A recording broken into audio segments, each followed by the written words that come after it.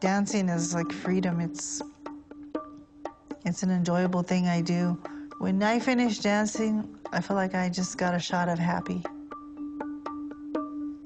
When I see you on the dance floor, I see just how happy you are. Yeah, See, I like there's it. that smile. Yeah, that beautiful smile. I hear the and music you're just and I like wanna... beaming, and you're just like glowing. You're just so happy out there on the dance floor. Yeah, my favorite thing to do now these days is to get in the kitchen, you know, start cooking a great meal, have a small glass of wine, turn the music on, Oh, you yeah, know. you start dancing while you're cooking. You really do. I mean, you're like, come on, do. Perry, dance with me, dance with me.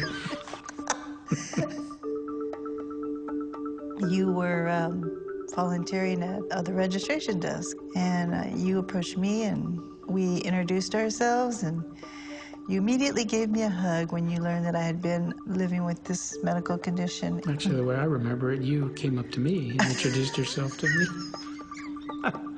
I probably did. I was 30 years old when I was diagnosed in July '92. I was taken to the hospital, was there for a week.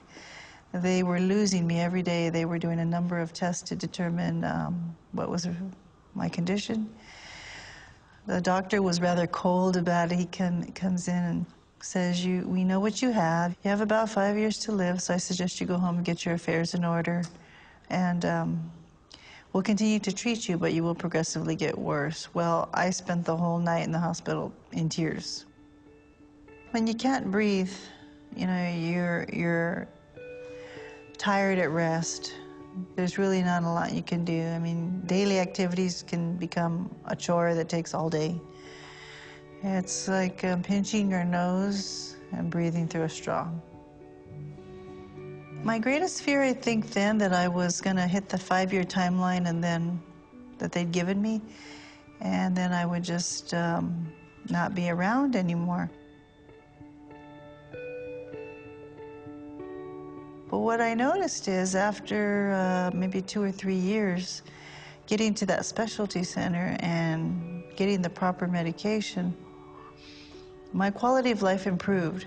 What gives me hope about your story was how you were diagnosed at such a point in the history of this disease when there was no treatment, and you survived through that.